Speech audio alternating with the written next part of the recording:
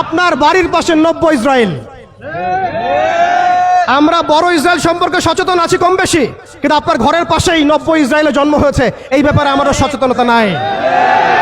তারা সংসদ ভবনে তাদের সংসদে ফখর করে বলছে যে আমরা 6,500 সৈন্য পাঠিয়েছি, আমাদের হয়ে যুদ্ধ করছে। নাউজুবিল্লাহি মিন যালিক। তার মানে আপনারা প্রমাণ করলেন। আচ্ছা বলেন, খ্রিস্টানদের সাথে না হয় তাদের সম্পর্ক আছে, তারা আহলে কিতাব, আপনাদের সাথে তাদের কি সম্পর্ক? খ্রিস্টানদের সাথে না ইহুদিদের একটা সম্পর্ক আছে, তারা আহলে কিতাব দাবি করে তারা, কিন্তু আপনাদের সাথে যারা পৌত্তলিক তাদের সাথে এই ইহুদিদের কি সম্পর্ক? শুধু তাই নয়, আমরা লক্ষ্য করছি, আমরা আমাদের পার্শ্ববর্তী নব্য ইসরায়েলের মধ্যে লক্ষ্য করছি মুসলিমদেরকে তারাবির নামাজে টর্চার করা হলো, হোলি উৎসবের নামে মুসলিমদেরকে নির্যাতন করা হলো।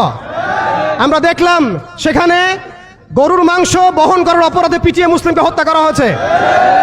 লক্ষ লক্ষ একর জমি যেগুলো আমরা ওয়াকফ করেছিলাম, সেই জমিগুলোকে রাষ্ট্রীয়ভাবে বাজেয়াপ্ত করা হয়েছে।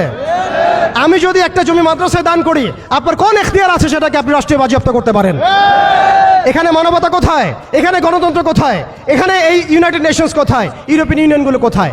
আপনাদের এই সব তথাকথিত তন্ত্রমন্ত্রগুলো এবং তথাকথিত মতবাদগুলো একটা এজেন্ডাই বাস্তবায়ন করছে, তারা পুরো বিশ্বে শুধু দাজ্জালের শাসন কায়েম করতে চায়।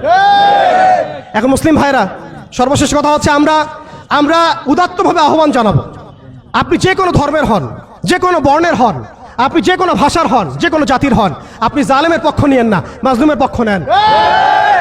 এখানে আমরা আপনাদেরকে কটাক্ষ করতে আসি নাই, আমরা সত্য উন্মোচন করতে আসছি। আপনি জালেমের পক্ষ নিয়েন না, মাজলুমের পক্ষ নেন। আল্লাহ চান তো কোনো না কোনো দিন আল্লাহ আপনাকে হেদায়েত দিবেন ইনশাআল্লাহ।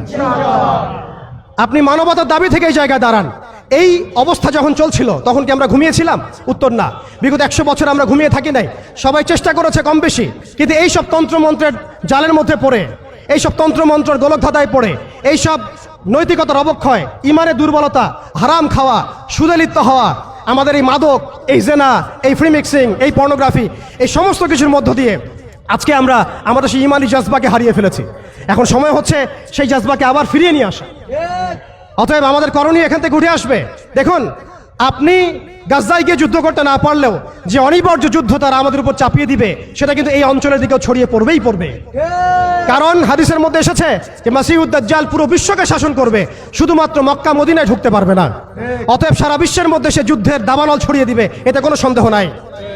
আপনি খেয়াল করে দেখেন, আফ্রিকার কন্টিনেন্ট, ইয়েমেনের কন্টিনেন্ট, অ্যারাবিয়ান কন্টিনেন্ট এবং আমাদের এই আঞ্চলিক কন্টিনেন্ট, প্রত্যেকটা কন্টিনেন্টের মধ্যেই তারা যুদ্ধ ছড়িয়ে দিয়েছে এবং তারা একটা ভাষা আমাদেরকে শিখিয়ে দিয়েছে, অপশন দিয়ে দিয়েছে, হয় আপনি তাদের দাসত্ব করবেন, না হলে আপনি মরবেন। তারা আপনাকে আমাকে একটা অপশন দিয়েছে, আপনি তাদের দাসত্ব করেন, তারা আপনাকে ভালো রাখবে, আপনি তাদের দাসত্ব করবেন না, তারা আপনাকে মাটির সাথে মিশিয়ে ফেলবে। যেসব মুসলিম কান্ট্রি, দেখুন খেয়াল করে, যেসব মুসলিম কান্ট্রি তাদের দাসত্ব করেছে, যেসব মুসলিম কান্ট্রি তাদের দাসত্ব করেছে, তাদের আনুগত্য করেছে, সেই সব আরব মুসলিম কান্ট্রিকে তারা কিছুই বলছে না, কিছুই করছে না। তাদের কাছে তেল আছে, সেই তেল তারা দিচ্ছে, তাদের কাছে অর্থনৈতিক সাপোর্ট আছে, এটা তারা দিচ্ছে। তাদের জমি ব্যবহার করে সেখানে বোম্বিং করা হয়েছে। আমরা দেখেছি কিভাবে পাকিস্তানের জমি ব্যবহার করে আফগানিস্তানে বোম্বিং করা হয়েছে। আমরা দেখেছিলাম ইরাক ইরান যুদ্ধ লাগিয়ে সেখানে বোম্বিং করা হয়েছিল।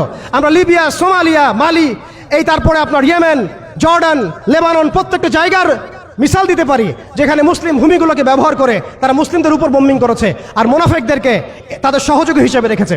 অতএব তাদের অপশন হচ্ছে, হয় আপনি তাদের দাসত্ব করবেন, না হলে মরবেন। যারা দাসত্ব করেছে তারা সুখে আছে, তাদের কোনো সমস্যা নাই। ইভেন গাজ্জাবাসীর কান্না ওদের কানে পৌঁছায় না, এই বাচ্চাদের মগজের খুলি তাদের কাছে, তাদের চোখে ভাসে না, এই বোনদের ধর্ষণের চিৎকার তাদের কাছে যায় না, এই শিশুদের হাহাকার তাদের কাছে যায় না, এক ফোঁটা পানির জন্য তারা কাঁদছে, এই কান্না তাদের কাছে যায় না। তাদের এই হৃদয় নেফাক দিয়ে এমনভাবে পরিপূর্ণ হয়ে গেছে, তাদের কাছে এই মানবতাহীনতার এই কাজগুলো, দৃষ্টান্তগুলো ওদের কলবের মধ্যে কোনোই দাগ কাটছে না। প্রিয় ভাইরা, এটা কেন হয়েছে? তাদের নেফাকির কারণে।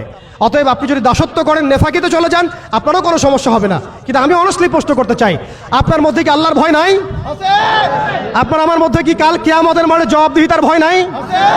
আপনি আমি কি লা ইলাহা ইল্লাল্লাহ বিশ্বাস করি না? আপনি আমি কি মুহাম্মদুর রাসূলুল্লাহ বিশ্বাস করি না? আপনি আমি কি মুহাম্মদ রাসূলুল্লাহর উম্মত নই? অতএব আমরাও কখনোই কারো দাসত্বের দিকে যাব না ইনশাআল্লাহ। আমরাও ইনশাআল্লাহ তাআলা কোশ্চিনকালে এই জায়নিস্ট মুভমেন্টের, এই পশ্চিমাদের, এই দাজ্জালের অনুসারীদের দাসত্বের মধ্যে কখনো যাব না ইনশাআল্লাহ। তারা আমাদেরকে অপশন দিয়েছে, হয় দাসত্ব করো, না হলে মরো। আমরাও বলে দিব, আমরা ইনশাআল্লাহ তাআলা শহীদ হয়ে যাব, তবু তোমাদের দাসত্ব করবো না ইনশাআল্লাহ।